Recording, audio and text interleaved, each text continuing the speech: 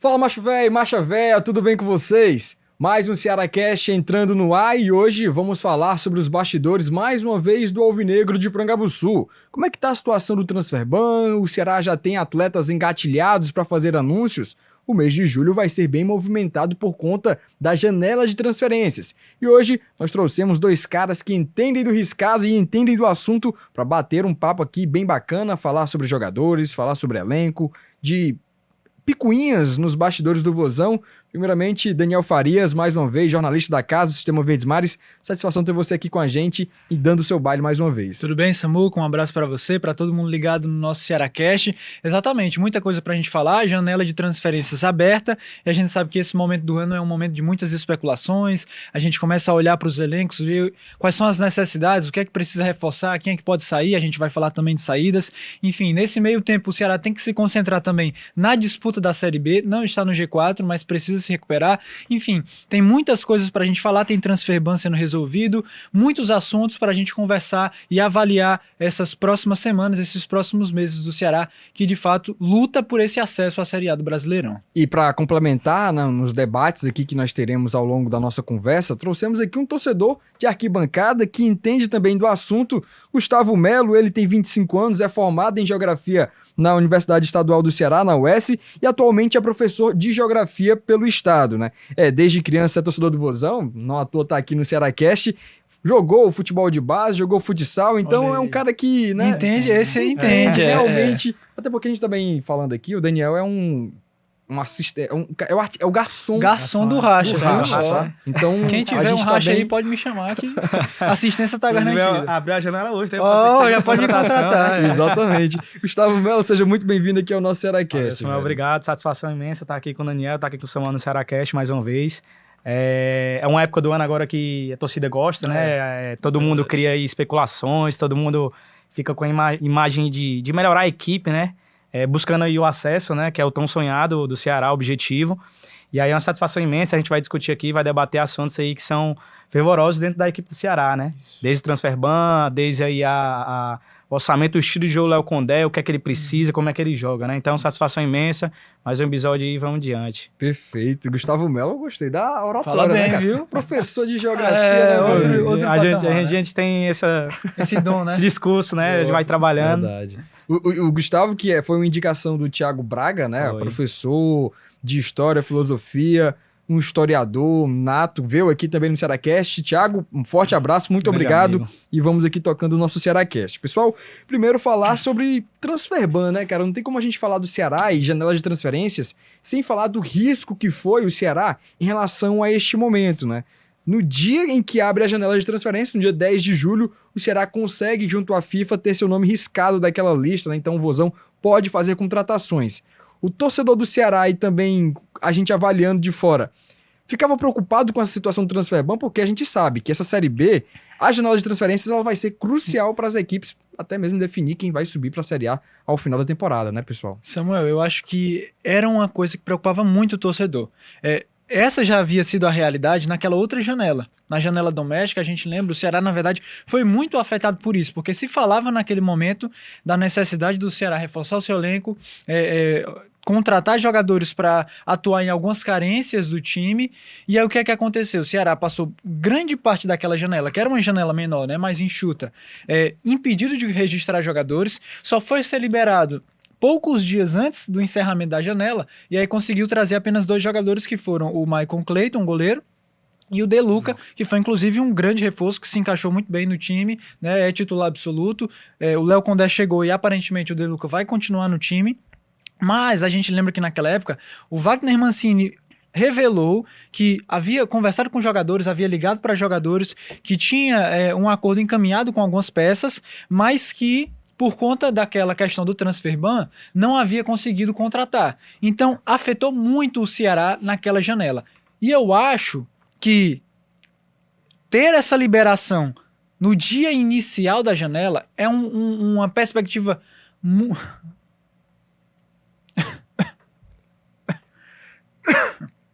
Desculpa. Tá emocionado aqui, Daniel Farias.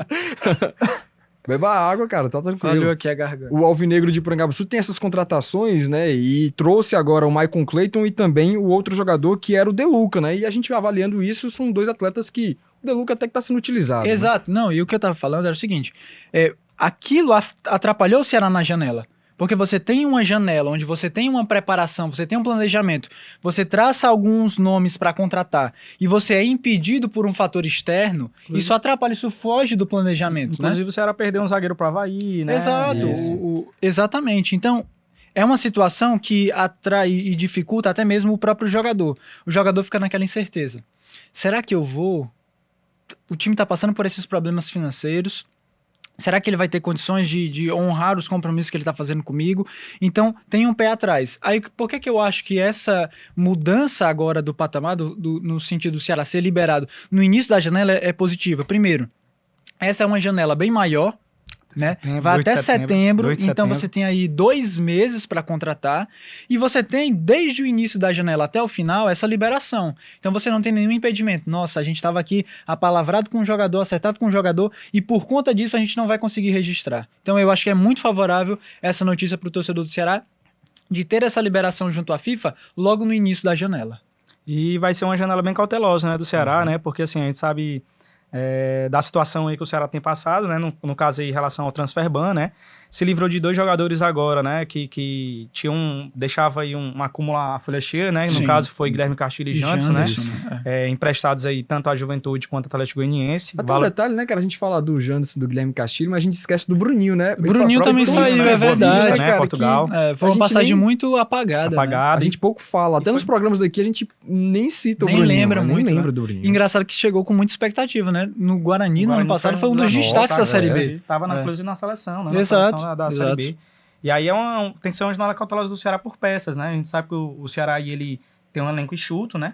E aí é um fator importante porque assim, a gente vai falar ainda do Léo Condé, né? Mas o Léo Condé sempre trabalhou com elencos enxutos, né? O próprio Vitória no passado, quando ele pega o time, ele passa por uma turbulência, né? Ele é eliminado tanto de Copa do Nordeste quanto do Campeonato Baiano e Copa do Brasil. E tem um período de 25 dias para treinar a equipe.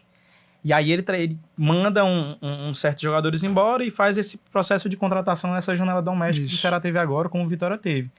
E aí algumas peças dele vão vir, né? Então acho que o Ceará precisa trabalhar bem nessa janela e o risco de erro tem que ser baixo. Porque o Ceará não tem mais tempo para errar, né? Ainda mais as contratações que teve no começo da temporada, que você bem lembrou agora, que era o Bruninho, né? Exatamente. Que não acrescentou muito a equipe, né? Foi criticado. Fora outros, né? Que estão aí no elenco, mas que o Janderson...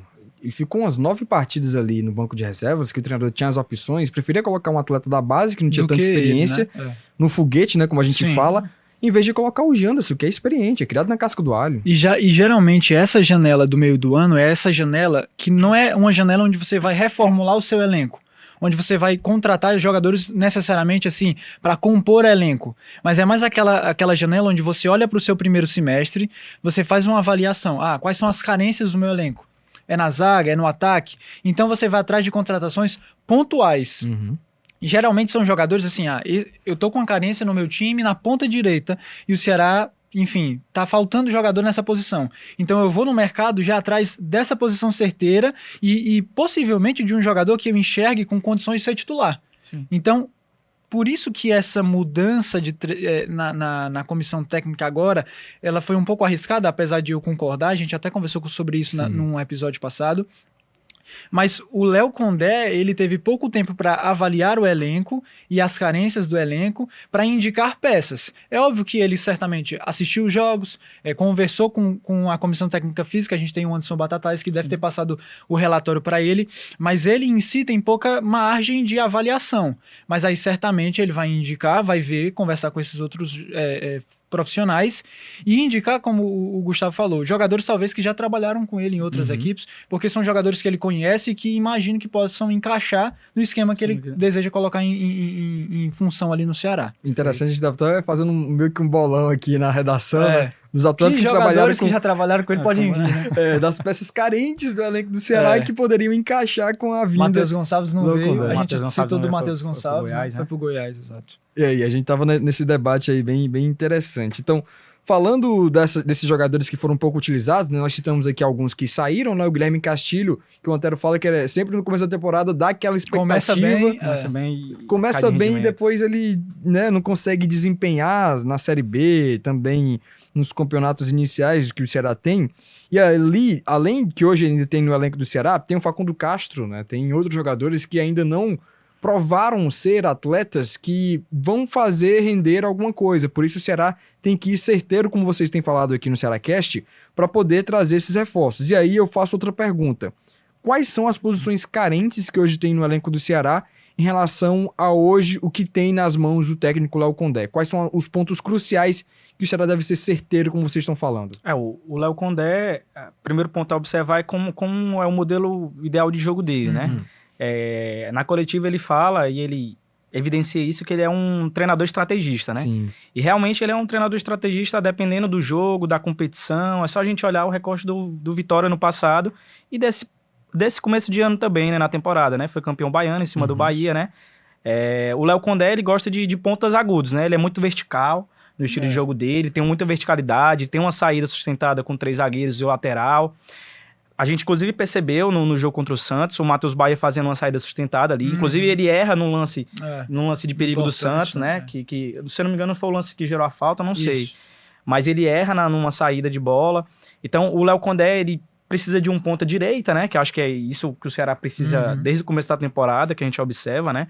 No caso que o Wailon tava fazendo esse papel ali pela ponta direita, né? Caindo por dentro. Mas ele precisa de um ponta, um zagueiro construtor também, que eu acho que o Jonathan faz muita falta no Ceará, porque ele era aquele zagueiro carregador de bola, né? Quebrador de linha. Então, um zagueiro construtor, né? Ali pelo lado direito. Tem o Matheus Felipe, né? David Ricardo tá lesionado agora, né? Não sei como é que tá a situação no caso da concussão que ele teve, ele né? Ele voltou aos treinos normais, então ele pode ser opção pra partida já contra o Paysandu. Contra o Paysandu, voltou né? ao normal. Mas eu acho que o zagueiro construtor, um volante de saída, né? Por causa que, mesmo de Lucas sendo esse destaque também, o Ceará não tem esse volante de saída ali no primeiro terço do campo, né? E aí eu acho que é interessante também um volante e possivelmente aí um meio campo, camisa 10 de ligação, né? A gente percebeu no Vitória que ele tinha o Mateuzinho, né? Exato. E aí ele oscila o Mateuzinho entre GG... Joga bola, né, cara? O Mateuzinho joga muito bem. E aí ele oscila entre GG, próprio GG do CRB e Mateuzinho no elenco do Vitória, né? A gente olha assim, o elenco do Vitória era limitado, mas o cara tinha GG, que inclusive... Destruiu o Ceará na Copa do Brasil agora pelo CRB. Passado tava no Vitória. Tava no Vitória, GG no passado. Ele foi pro CRB, né? GG que é cearense, de Mombasa. De Mombasa, E aí ele virou destaque aí no CRB e logo após ele vai no Vitória e logo após vai pro CRB, né? E aí ele tinha Mateuzinho e GG fazendo essa troca aí, alternando, né? na Série B. Sim. E aí ele precisa desse meio de ligação e possivelmente talvez um centroavante, né? Ele que gosta mais de centroavantes de área, né? Sendo que o Ceará tem Barcelona. Homem de referência, da Gamalho, né? Isso. Inclusive foi destaque pelo Vitória. Caio Dantas também, quando ele estava no Sampaio Correia. Michael Douglas no Novo Horizontino. Então, o Caio Dantas, inclusive, ele foi sondado pelo Vitória. Ele jogou no Vitória. Jogou no Vitória. Ele foi pro Vitória e acabou saindo agora, se eu não me engano, não sei se ele foi pro Vila Nova. Ele fez um número, uma quantidade de jogos ali. Foi naquela lista de atletas que não permaneceram pro restante da competição, né? E aí acabou Mas ele chegou, ou seja, o Léo Condé indicou ele pro Vitória na Série A, inclusive. Exato, exatamente. Ele gosta de um centroavante de área, né? Eu acho que essas peças são importantes o Léo Condé observar, né? Eu não sei a situação, assim, de um possível lateral direito, porque assim, quando você olha o Léo, o estilo, a análise ideal do Léo Condé jogando, ele utiliza muito laterais agudos, né? Então, em certo momento, os laterais, eles avançam muito, né? E o volante, ele recua, né? E aí eu não sei como é que é a situação, né? O Matheus Baia, a gente sabe que ele tem liberdade para ir, né? E avançar no terço do campo. Mas, assim, o Ceará precisa ser bem cauteloso nessas posições, como o Daniel falou, né?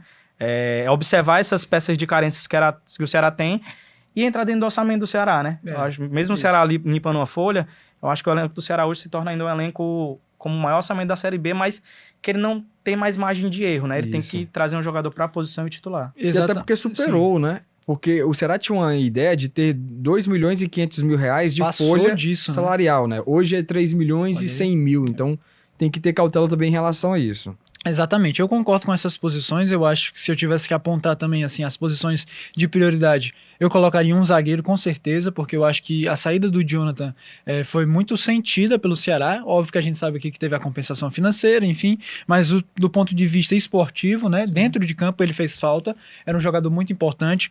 Até mesmo eu acho que na possibilidade, na tendência de quem sabe em algum momento do jogo ou em alguma partida utilizar a linha de 3 zagueiros, você precisa de um zagueiro a mais.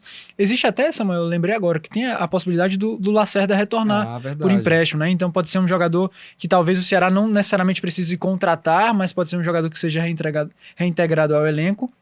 Eu acho que essa posição de camisa 10 também é uma posição prioritária na minha visão, né? Eu acho que o Lourenço, ele tem feito essa função, né? Ele e o Mugni ali têm alternado, o Recalde em um determinado momento da temporada também foi esse camisa 10, mas agora passou um tempo lesionado, mas quando foi titular, apesar de ter alguns lampejos, não foi aquele cara que teve uma sequência muito positiva, ou seja, não era aquele cara incontestável como camisa 10 do Ceará. Na verdade, em um determinado momento ele até atuou como falso 9, né? Ali, homem centralizado, mas também não correspondeu tanto.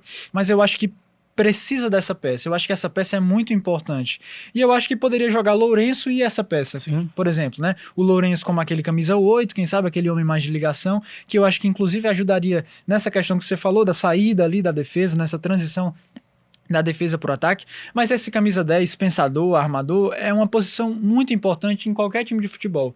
Eu sei que hoje em dia, às vezes a gente fala que essa posição tem se perdido, tem caído um pouco em desuso, mas eu ainda acho que o camisa 10, aquele camisa 10 clássico, aquele armador, aquele cara que chuta de fora da área, aquele cara que faz um passe em profundidade, é uma posição muito importante que eu acho que pode dar um pouco mais de repertório ofensivo ao Ceará.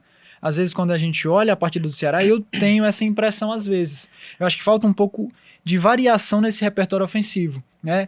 A gente tem falado, principalmente no início da temporada, a gente citava muito que o Ceará atacava muito pelo lado esquerdo, que era o lado do Eric Pulga, que é de fato o grande destaque.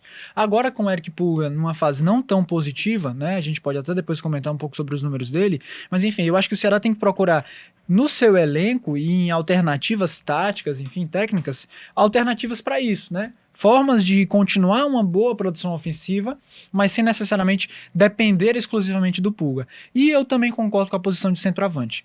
Eu acho que para a Série B, essa é uma posição fundamental. A gente, às vezes, acompanha muitas dessas outras equipes e a gente vê, às vezes o cara não é um craque, às vezes o cara não é aquele jogador que se movimenta tanto, mas que quando a bola chega, ele faz o gol. Ele empurra para o fundo das redes, e na Série B é isso que importa, né? A gente sempre fala isso, entre jogar bonito na Série B e conquistar os 3 pontos e no fim das contas você subir, é muito melhor você conquistar os 3 pontos, né? Então eu acho que essa posição de centroavante é interessante. O Facundo Barceló, antes da lesão, ele vinha numa sequência muito legal, marcando muitos gols, mas ele não é essencialmente aquele cara de referência. Ele é um cara que se movimenta bastante, é bom na bola aérea.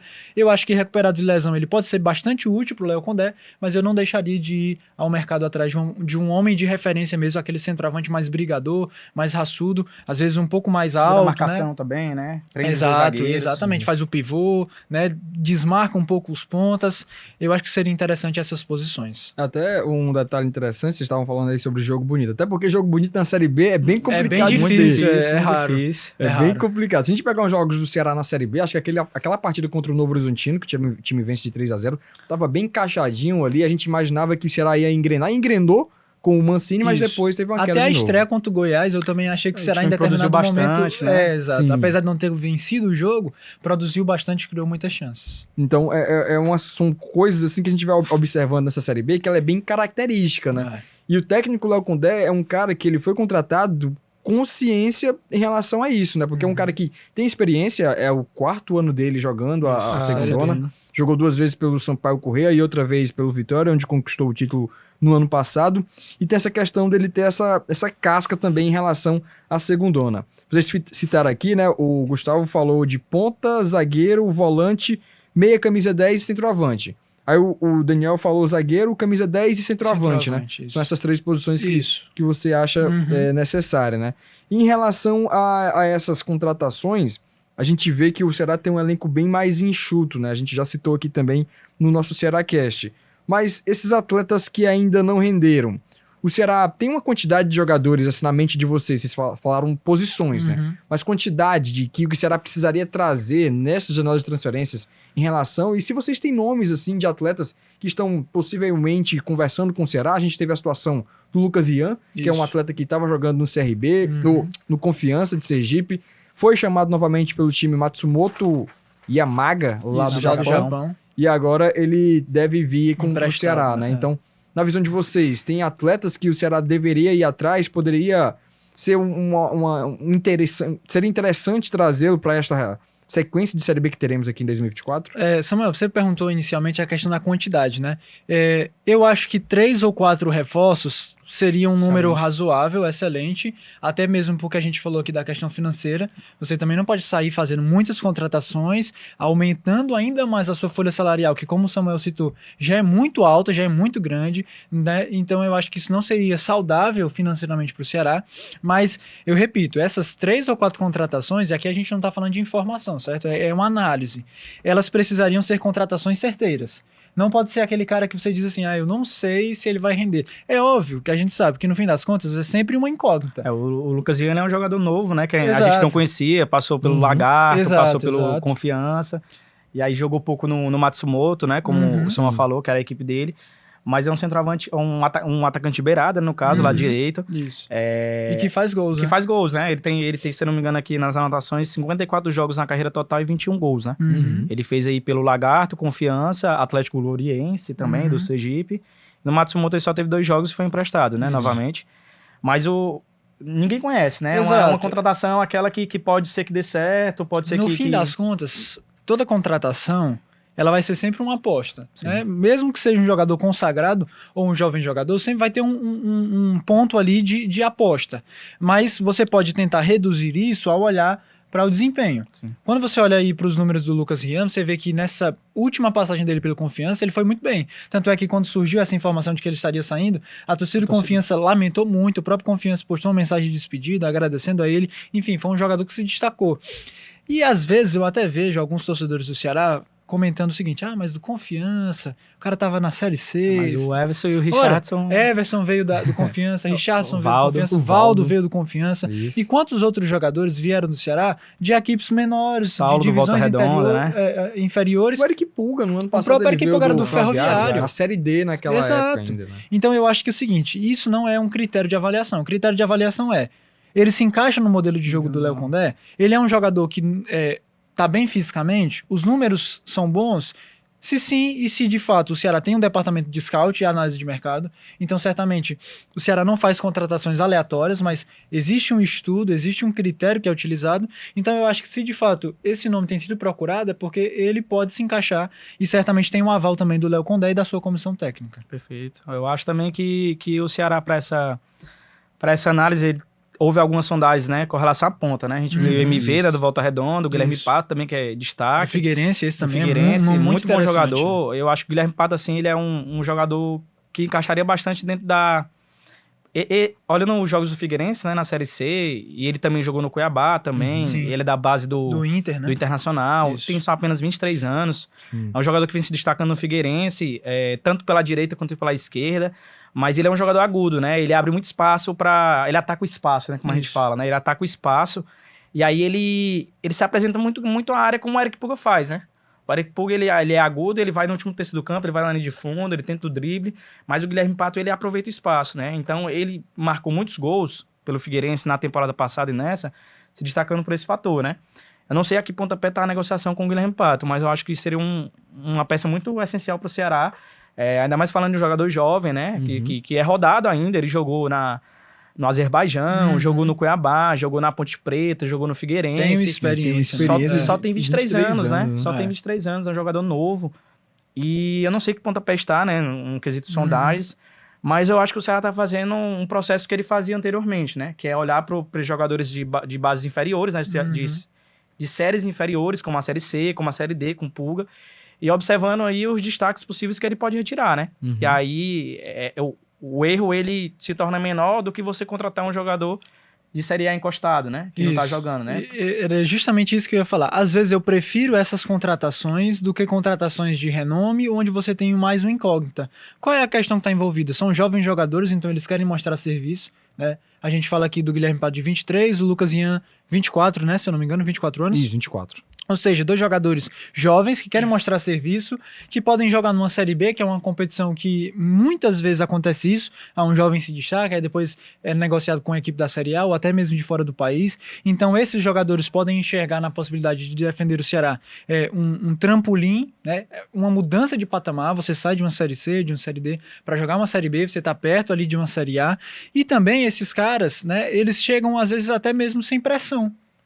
É um jogador que a torcida não conhece tanto, é um jogador, às vezes, que não tem tanta fama, então o cara chega leve, sem pressão, e eu acho que isso é favorável. Você perguntou até a situação do Guilherme Pato, a informação que a gente tem é que o Ceará, de fato, fez uma procura pelo staff dele, o staff dele foi procurado, então fica também essa informação aí para quem está acompanhando, mas até o momento nenhuma proposta oficial, né? Ele recebeu, inclusive, outras sondagens de equipes da Série A, da Série B, então é um jogador que o Ceará monitora, mas até o momento da nossa apuração, sem propostas oficiais, mas tem também a concorrência de times da Série A e da Série B. O que falaram pra gente também, né, pra mim, é em relação que muitos times, se não todos os times da Série B estariam procurando o jogador. É aquela coisa do leilão, né? E esse momento de janela, isso acontece muito, né? Sim. Sondagem, procura, acontece muito. A questão é proposta oficial. Agora o Ceará já está registrado, já está liberado para registrar, então pode oferecer propostas oficiais para esses jogadores, restando de saber se de fato isso vai acontecer. E possivelmente essas novas contratações, elas postam estar estreando contra o Avaí já, né? Sim, a janela abriu hoje,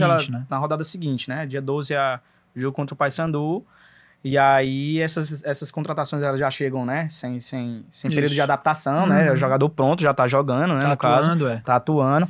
Tem uma peça também agora que tá buscando a incisão com o Corinthians, que é o Gustavo Mosquito, né? Que é um jogador que sempre vem sendo sondado pelo Ceará, mas que vai ter uma concorrência muito grande, né? Inclusive com o Sport, né? Inclusive com as demais equipes da Série B e da Série A também, da Série A. A vantagem do Gustavo Mosquito seria, óbvio, aqui eu tô falando primeiro do extracampo, certo? Seria o fato de que, se ele viesse, provavelmente ele estaria rescindindo com o Corinthians, e aí, no caso, ele viria sem custos, né? Os custos que o Ceará teria com o Gustavo Mosquito seriam salários, né? Não precisaria pagar aquela taxa de transferência pro Corinthians, enfim. Futebolisticamente falando, também é um jogador muito interessante, né? Joga ali principalmente pela ponta direita. Eu acho que se enquadraria nesse perfil que a gente citou. Hoje eu percebo, às vezes, que o Ceará tem um certo desequilíbrio em relação ao lado esquerdo e ao lado direito, né? O lado esquerdo muito forte, com o Matheus Bahia e Eric Puga, e o lado direito, ofensivamente falando, um pouco mais fraco, né? Na ponta direita, tanto o Mancini como o Condé, enfim, o Condé tá com menos tempo, mas principalmente o Mancini, testou vários jogadores, testou o Facundo Castro, testou o Saulo Mineiro, testou o Ailon, como o Gustavo falou, mas nenhum deles a gente viu sequer chegar perto do que o Eric Puga oferece pelo lado esquerdo. Então eu acho que esse lado direito seria muito importante. Eu acho que o Gustavo Mosquito daria um pouco mais desse equilíbrio. É um jogador que vai até a linha de fundo, que cria chances perigosas, é um bom finalizador, mas como vocês citaram, vai ter muita concorrência. Mas eu acho que o Ceará não pode deixar passar essa possibilidade. Conversa com o staff, sonda, oferece um bom salário, oferece um projeto, enfim. Eu acho que poderia ser um nome que encaixaria bem no time do Léo Condé. A situação também de zagueiro que a gente vem avaliando, vocês acham que o Gabriel Lacerda, no atual elenco do Ceará, e tendo base também o histórico do Léo Condé, vocês acham que ele também se encaixaria numa conversa ali com o departamento de futebol, até com as dificuldades que o Ceará vai ter na janela de transferências, para ele permanecer até o final de 2024, até porque ele tem contrato com o clube durante aí o período, né? O Gabriel Lacerda joga pela direita, né? Ele jogou muito pela direita, na reserva do Luiz Otávio, né? Exatamente. Naquela Série A, né? O Léo Condé, ele fez esse papel importante com o Wagner Leonardo, né? O Wagner Leonardo, ele sai do Fortaleza, ele volta pro Vitória e tem um boom, né? Novamente com hoje em dia tá com o Léo muito Condé. bem, né? Zagueiro artilheiro, Batedor de pênalti, né? Eu acho que o Lacerda, ele pode acrescentar, né? Ele não é aquela peça ali que pra você olhar que vai suprir a saída do Jonathan, né? Sim. Até porque são características diferentes. O Lacerda é um zagueiro mais alto, né? Bola aérea também como destaque. Pensando por esse lado no quesito como o Ceará vai se desenhar dentro dessa janela de transferência, eu acho que pode ser uma peça tá ali no elenco. A gente sabe que o Ramon Menezes ele tem passado por diversas lesões, né? E aí o Ceará tem ficado apenas com o Iago Lincoln, Matheus Felipe e David Ricardo, né? Inclusive, eu acho que se torna uma peça de emergência, né? Exato. Mas junto com ponta direita, né? A gente deixa até o meio campo como terceira opção. Em segundo plano, né? Em segundo plano, né? Porque não tem um zagueiro para reposição, né? Matheus Felipe lesionar, quem é que vai jogar na zaga, né? E isso já aconteceu vários momentos da temporada. A gente já viu o Ramon Menezes várias vezes indo pro departamento médico e o próprio Matheus Felipe também já teve tempos lá. Eu acho também que essa é uma posição, para mim, é a prioridade número 1. né? Essa posição de zagueiro, eu acho que o Ceará precisa trazer um zagueiro. O Lacerda seria, na minha visão, uma oportunidade de mercado. Você não teria custos, porque aquele jogador já pertence ao Ceará, os direitos econômicos dele já são do Ceará. É um jogador que, quando foi aproveitado pelo Ceará, principalmente, foi na Série A, né? E aí tinha uma certa inconstância, alguns torcedores não gostavam muito. Eu acho que vale a tentativa de usar o Lacerda na Série B. Pode ser que nessa competição, no nível técnico um pouco inferior, ele possa se dar bem, teve essa experiência internacional, jogou lá na Austrália, né, no Sydney.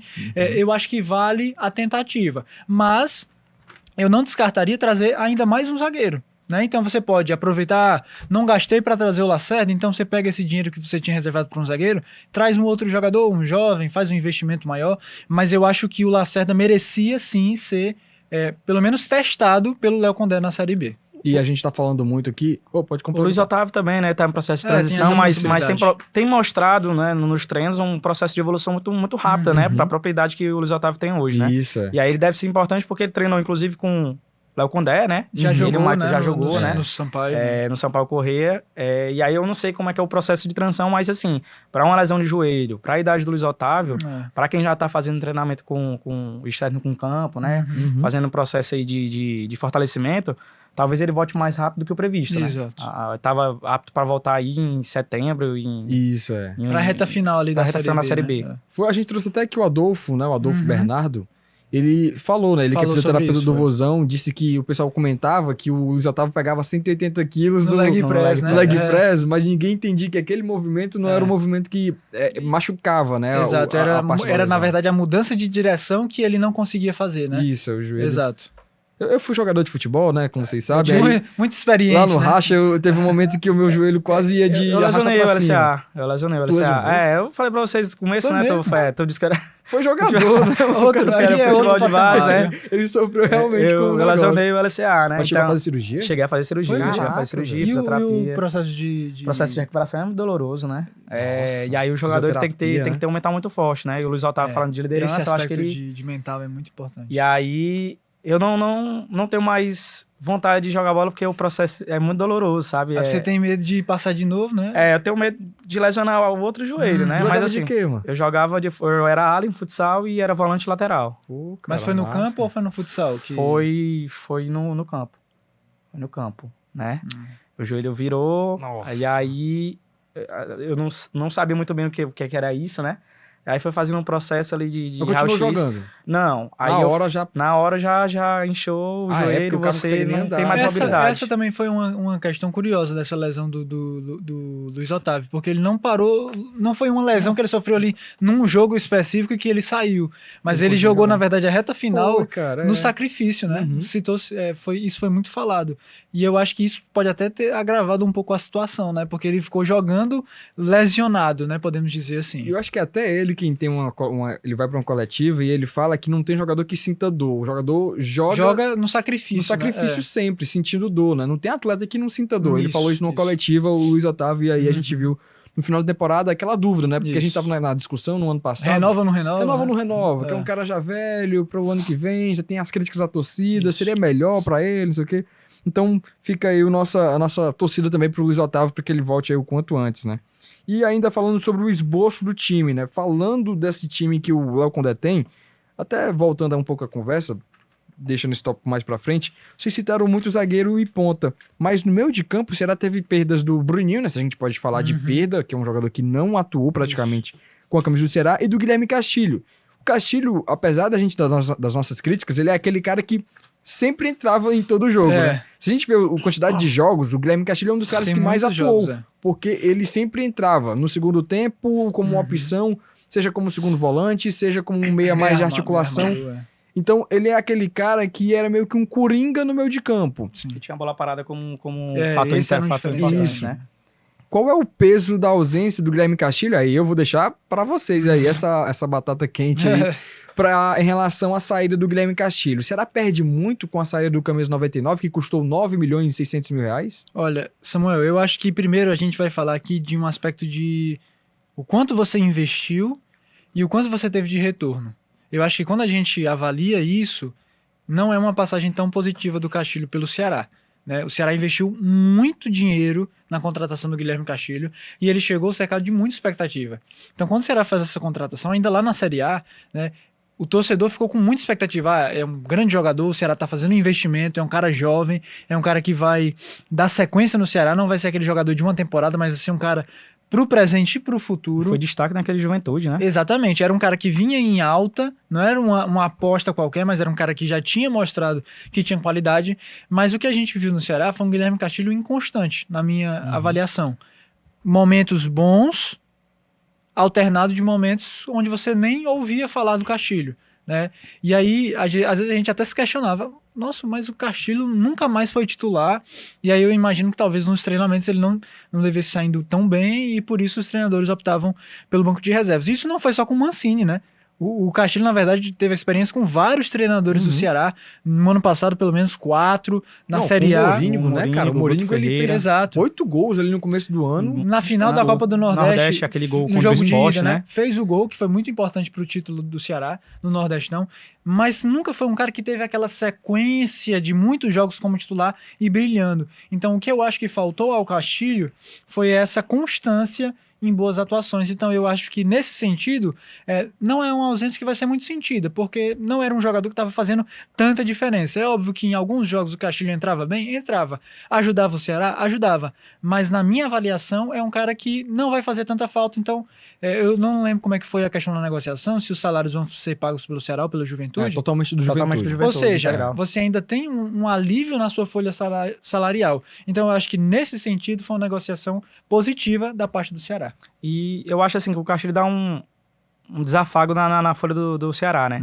A gente sabe que é um jogador caro para a posição e o salário dele não é barato. Para a posição que é uma posição carente no Ceará, assim, no sentido de ele é um volante, né? Que se apresentava mais à área.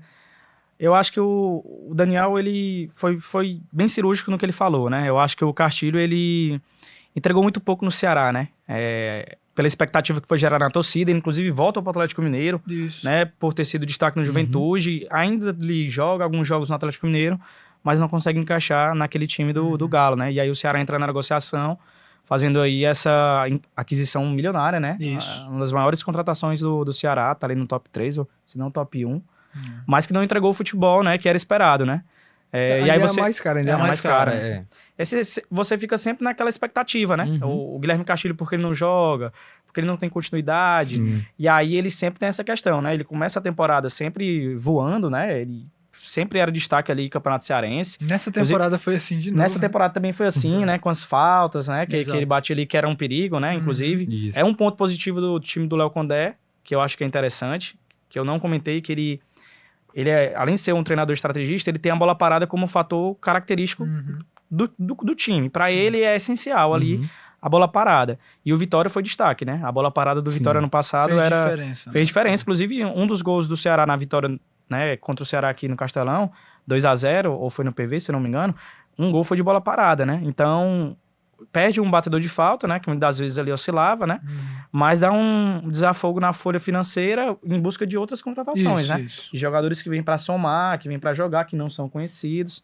Então eu acho assim que o Guilherme Castilho não entregou o que era esperado. Fica aquela sensação de que poderia ter sido mais, né? Poderia ter sido mais. E que se desgastou, né? Com a torcida, né? O último jogo agora contra o Santos, quando ele pegava na bola, ele era vaiado pela torcida, né? Porque acho que desgastou bastante, você esperou muito dele e ele entregou nem metade do que era esperado. Teve até um lance no segundo tempo contra o Santos, que o Guilherme Castilho ele domina a bola no campo defensivo e ele perde a bola e gera um contra-ataque pro Santos. O Guilherme Pulga recupera. E que o Eric Pulga recupera, né? E a torcida começou a pegar ainda mais no pé ali do Guilherme Castilho. Mais, né? Fora que tem outros jogadores que a torcida já pega no pé, né? O Bruninho era um desses naquele jogo contra o CRB. Foi a última partida dele, que teve muita vaia pra cima do Bruninho. O Rafael Ramos é outro cara que também não tem ali muito o carinho, né? Simpatia da torcida do Ceará. Então a gente fica também, né? O Janderson, que é outro jogador que saiu. Né? Já saiu. E que era um compilado, né? Ano passado o Ceará, você tinha um quarteto fantástico ali, né? Que era Janderson, Guilherme Castilho, Eric... E Vitor Gabriel. Vitor Gabriel, né? Que era o que naquele começo de temporada aquele começo de temporada ali foi a expectativa mágica para o início da Série B, né? Que não foi como a gente esperava, né? Mas O Janderson, inclusive, não sei se é a próxima pauta dele, eu acho que não vai fazer tanta falta pro Ceará, né? Eu acho que realmente ele, de fato, não foi gerado nenhuma expectativa, né? Porque o começo da temporada ele foi abaixo, né? Esse meio de temporada agora continua abaixo, não entregou o que era esperado. Era um jogador que tinha um descompasso em campo, né? Quando entrava, tanto no segundo tempo quanto de titular. E aí a torcida já desgastada, né? Eu acho que acabou que desfavorecendo essa continuidade dele, que eu acho que é uma boa também, né, pro Ceará, ainda mais vai virar um know-how aí de Série A, né? Isso. O clube que ele já passou, que ele foi destaque. Ele foi o Atlético Goianiense e acompanhando o Mancini. Era isso que eu ia falar. Eu acho que existem algumas negociações que elas são positivas para todos os lados. Eu acho que essa é uma delas. É positivo para o Ceará porque o Janderson realmente não estava acrescentando. Na verdade, existia até esse grande desgaste, né, entre o jogador e a torcida. Então era um cara que não estava fazendo a diferença no elenco do Ceará. Outro fator, para o próprio jogador também é positivo, porque que jogador de futebol gosta de estar numa situação como essa, que você não é aproveitado, quando você tem chances, você entra em campo, você é vaiado, você é muito xingado, não é positivo para o emocional do jogador, então eu acho que essa mudança também é favorável. E para o próprio Atlético Goianiense, né, recupera um jogador que já passou por lá, que trabalhou com o Mancini já disse em outros momentos que gosta do Janderson, então eu acho que é uma negociação positiva. Eu acho que nesse aspecto de saída, foram duas saídas, assim, ok, né, que não vão fazer falta, e eu acho que esvazia um pouco a folha, libera, dá esse fôlego a mais para você contratar. Eu acho que, de fato, são dois jogadores que não vão fazer falta, porque não estavam entregando aquilo que se esperava deles no Ceará. Até conversando com um setorista lá do Atlético Goianiense, ele me perguntou, como é que tava o Janderson por aí? Eu fui disso, né, olha, aqui ele não tava rendendo aquilo que se esperava dele, né, ele não entrava em campo, é um jogador com pouca minutagem em 2024, né, perdia até espaço por atletas da base. Nós trouxemos aqui o João Vitor, o Caio Rafael, às vezes entravam em campo quando o Janderson estava no banco de reservas, então ele não era utilizado com muita frequência pelo Mancini e também não seria utilizado pelo Léo Condé. E aí tem essa situação que o Atlético Goianiense contrata ele meio que com aquela esperança do passado. De voltar a ser aquele Janderson de antes. Fazer um playback ali, um flashback, melhor dizendo, como a gente vem falando. E ainda citando o elenco do Ceará, na visão de vocês hoje, qual o time ideal do Ceará? Isso pegando a ideia do Léo Condé e também na cabeça de vocês, esses caras aqui deveriam estar na onzena inicial do Ceará para essas partidas que estão por vir. Vamos lá. Eu gostei muito do esquema com 3 zagueiros, né? Eu acho que o Ceará rendeu bem, funcionou bem, eu acho que liberou um pouco mais os pontas para avançarem, eu acho que se enquadra, apesar de saber que o Léo Condé ele gosta bastante daquele esquema de 4-3-3, eu vou dar essas duas opções, tá certo? E vou montar os times. Considerando essa possibilidade do Léo Condé manter esse time de 4-3-3, o Richard eu acho que é titular incontestável na meta do Ceará, não tem nem como a gente discutir. Na lateral direita tem uma questão curiosa, né? Apesar de achar que o Rai Ramos era titular absoluto, o Rafael Ramos tem ganhado mais oportunidades nessas últimas partidas, inclusive na estreia do Léo Condé. Tem feito assistência nos últimos jogos. Exato. Também, né? O titular foi o Rafael Ramos. Então, eu vou colocar aqui o Rai como titular, mas com um asteriscozinho de que o Rafael pode acabar ganhando essa vaga. A dupla de zaga, para mim, é Ramon Menezes e David Ricardo. Apesar de que o Ramon Menezes também enfrenta muita dificuldade com lesão, mas eu acho que são 2 bons zagueiros. Na lateral esquerda, o Matheus Bahia eu acho que é incontestável. O meio de campo também tem uma incógnita, né? Se tem a dúvida ali, vai jogar com aquele camisa 5, o Richardson, Jean Irmer? Na minha opinião, não. Eu colocaria o De Luca como esse primeiro homem, né? Que é um cara que encaixou muito bem no time do Ceará, eu acho que tem feito uma diferença muito grande no modelo de jogo do Ceará, nessa transição para o ataque. Eu acho que o Lourenço também é um jogador que não pode sair desse time. Eu acho que se a gente fala de pilares do Ceará em 2024 e a gente não cita o Lourenço, a gente erra, porque de fato é um jogador que tem entregado muito, né? É um cara que dentro de campo se entrega muito, se movimenta muito, faz gols, dá assistências, então eu acho que talvez seja um dos melhores jogadores do Ceará na temporada. Óbvio que ele é ofuscado um pouco pelo brilho do Pulga, mas eu acho que em termos de constância, o Lourenço é um cara muito bom. Essa terceira peça do meio de campo, eu tenho minhas dúvidas, tá certo? O Mugni é um cara que, para mim, apesar de em algumas partidas ir muito bem, é um cara também inconstante, na minha visão. É um cara que alterna muito entre bons momentos e momentos ruins, então por isso eu não sei se eu colocaria ele como titular. Eu colocaria, apesar de que alguns torcedores não vão concordar comigo, o Recalde. Eu acho que em determinados momentos da temporada o Recalde mostrou ser aquele camisa 10 um pouco mais clássico. Eu sei que a torcida reclama muito da falta de intensidade, às vezes de velocidade do Recalde, mas eu acho que a característica dele, eu acho que ele pode encaixar bem no time sendo esse armador. Ele já fez gols importantes, deu passes importantes, eu colocaria no meu time. E lá no ataque, obviamente, pelo lado esquerdo, Eric Pulga, titular incontestável. Saulo Mineiro, apesar também dessa certa inconstância, é um cara que, para mim, não pode ficar de fora, porque em momentos decisivos ele faz a diferença. E esse terceiro homem de ataque, por enquanto eu colocaria o Ailon, tá certo? Mas seria uma posição que eu acho que, vindo um bom atleta, pode ser até mesmo o próprio Lucas Rian, caso contratado, poderia assumir essa vaga, porque o Ailon, de fato, eu acho que caiu de rendimento, eu acho que ele rende melhor como centroavante, mas como centroavante, para mim, hoje ele tá atrás do Saulo Mineiro. Uhum. E tem o Barcelona. Tem o Barcelona. Lesão, né? Exato. Hoje, para mim, o Saulo Mineiro, considerando um contexto em que o Barcelona volte de lesão, ele voltaria para mim como reserva inicialmente. Pode recuperar? Pode. Mas hoje eu acho difícil você tirar o Saulo Mineiro depois da sequência positiva que ele fez, os 3 gols que fez contra o Ituano. Eu acho que hoje o Saulo permanece, mas tem essa possibilidade de alternância com o Barcelona. Aqueles 3 gols ali deram um fôlego bem interessante. Um fôlego legal pro Saulo. Já a minha equipe, eu gosto muito de atentar uma fala que o Condé falou, né? Pergunta, porque assim, o Ceará tem se destacado muito no Campeonato Brasileiro Sub-20, né? Uhum. Hoje ele tira basicamente todos os jogadores que são destaques no Sub-20 e o Léo Condé aproveita no profissional, né? Ali no treino. Mas o Léo Condé ele tem uma fala, junto ao Rafael Brasileiro, né? Que ele fala que o jogador da base ele precisa fazer por merecer, né? Isso. Então não é porque ele é jogador da base que ele vai ter oportunidade. Acho que foi uma das melhores respostas nessa coletiva aí, foi essa daí da pergunta da Rafaela Brasileiro. Que ele fala da base. Né? E no Vitória ele utilizava pouco o jogador da base. Uhum. Ele utilizou um jogador da base, se eu não me engano, era o Ian Souto. O Lucas Arcanjo, né? Lucas Arcanjo também, que era o goleiro, né? Que ganhou posição depois. Isso. Né? Ele tinha o Thiago Rodrigues no banco. Mas os demais jogadores ele vai montando de acordo com a Série B, né? Inclusive ele faz o Yuri Castilho jogar naquela própria Série B, né? Osvaldo, né? Ele tinha ali o Mateuzinho no caso que é da base também, né?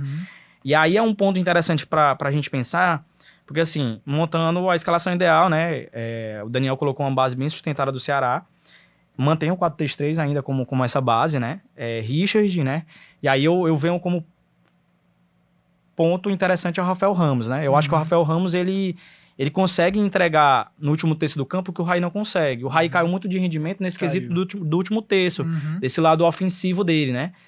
Eu acho que o Mancini ficou mais preocupado nessa questão defensiva, porque o lado esquerdo do Ceará, o lado direito do Ceará, né, no caso, ele era o lado que era o menos inofensivo, né? Isso. E aí o lado esquerdo acabava aqui sobrecarregando, né? Exato. Como você colocou no Sempre ponto... Sempre jogava ali pelo lado esquerdo, né? Você botou no ponto inicial essa questão, né?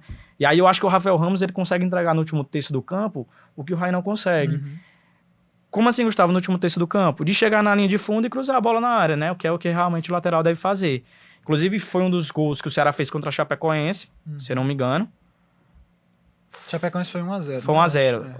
Foi contra a Chapecoense. Barcelona, né? Ele cruza pro Jean Irme cabeceia eu acho que não foi contra o da Chape, mas teve Curitiba, será? Foi contra o Curitiba, né? Que ele cruza, o Jean Irme vai na segunda trave, ele cabeceia pra grande área, o Barcelona faz o gol, né? Contra o Curitiba. Curitiba, isso foi. E aí, novamente, né, o lance agora do... A maioria dos lances de perigo o Rafael Ramos consegue entregar no último terço do campo. E aí eu acho que isso se torna interessante, né? A zaga, né? Aliás, tem um jogador da base que eu acho que... Não sei se o Léo Condé tá observando, que é o Zé Neto, né? Zé Neto. O Zé Neto, ele... Que inclusive tá treinando. Tá treinando, né? Não, o Zé Neto, eu tinha até colocado. O Zé Neto, o Caio Rafael, o JV, o Iago, o João Vitor e o Kaique, né? Que tem ganhado oportunidade sempre com o Mancini, ganhou. Inclusive fez o gol, né? Que não foi dado pra ele, né? Contra o CRB. Mas contra a Ponte ele fez. Contra a Ponte Preta ele marcou, né? E aí eu abriria o olho pro Zé Neto, né? É um lateral que muitas das vezes se tornou um ala, né? No Sub-20. Pode ser que entregue um pouco mais a depender de como o Léo Condé vá analisar a equipe ideal dele. E aí, muitas das vezes, ele pode utilizar um jogador, pode soltar ali com cautela, claro, mas, novamente lembrando, deve fazer por merecer, né? Isso, não é só porque é da base. Né? O Zé Neto, eu acho que merece esse olhar diferenciado, né? Porque ele joga tanto de lateral, como de ala, como volante, como camisa 10. Né? Ele faz essas 4 posições na base. E é um dos principais jogadores, né? Ele bate falta, ele bate escanteio, ele é um dos cobradores de pênalti. E aí, dando continuidade, né? zagueiro, né? Ele precisa desse zagueiro construtor pela direita, né? Esse quebrador de linha. Mas eu manteria aí o David Ricardo, né? David Ricardo e Matheus Felipe, né? Por que o não Ramon Menezes ao Matheus Felipe? Acho que o Matheus Felipe, ele consegue entregar ali uma característica de um zagueiro que eu gosto muito, né? Sim, o Davi Luiz faz muito isso no Flamengo, a grau de comparação, né? Mas é aquele passe entre as linhas do meio campo, né? Aquele ponto futuro. Que quem recebe a bola é o volante ou o próprio camisa 10 fazendo aquele pivô para já em transição ofensiva, né? E aí o Matheus Felipe ele fez muito isso no Atlético Paranaense. E aí eu manteria o Matheus Felipe ainda assim com o Ramon Menezes com um problema de lesão, né? Lateral esquerda, acho que incontestável, né? O Matheus Bahia. O meio campo, né? De Luca, Lourenço.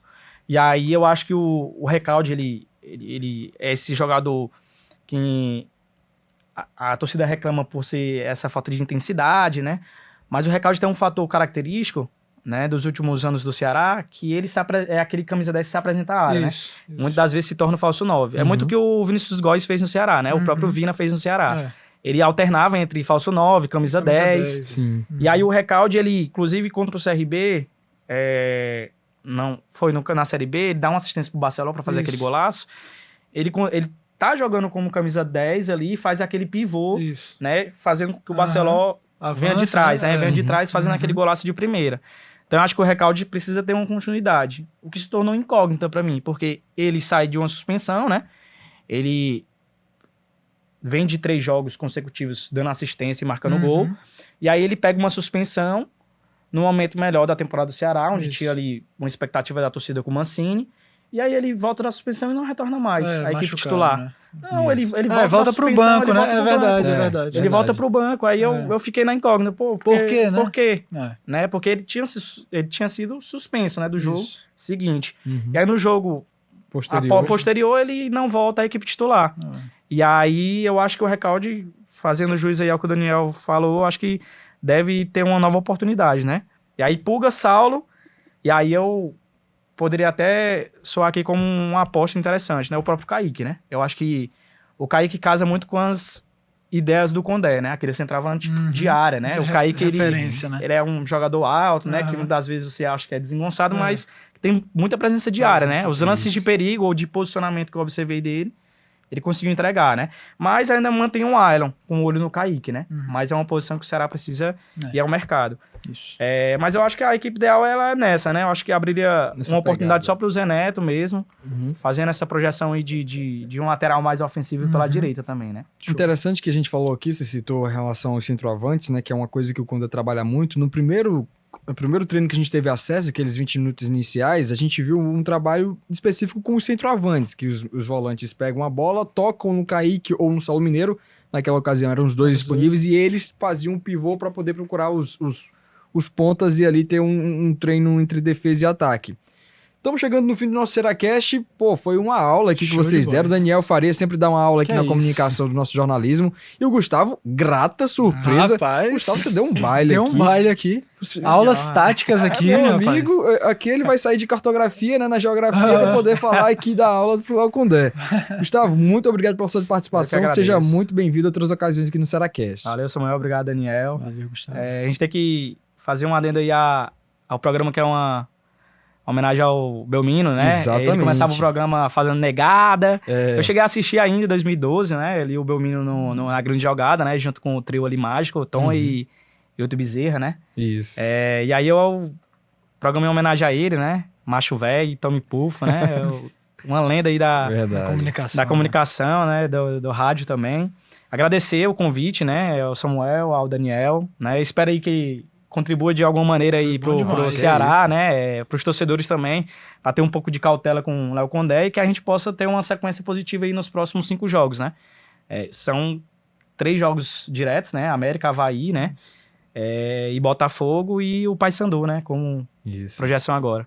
Mas satisfação imensa, né? Ao Samuel, ao Daniel. E aí o Seracast, grande honra estar aqui. Valeu, brigadão. Daniel, brigadão. A casa é sua também. Valeu, Samuel. Com prazer enorme estar aqui com você, com o Gustavo. Foi muito bom pra gente falar sobre isso e fiquei na expectativa, né? Janela aberta, esperar aí os anúncios das contratações do Ceará.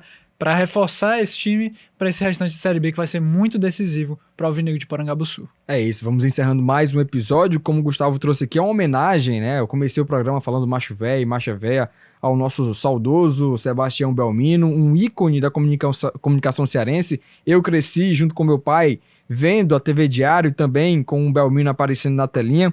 Satisfação imensa também. Não tive o privilégio de ter contato com o Sebastião Belmino, mas sempre foi uma inspiração para mim no jornalismo. Também um programa que a gente deixa em homenagem ao JL Rosa, né? Sim. Fotógrafo que nos deixou também neste mês de julho de 2024.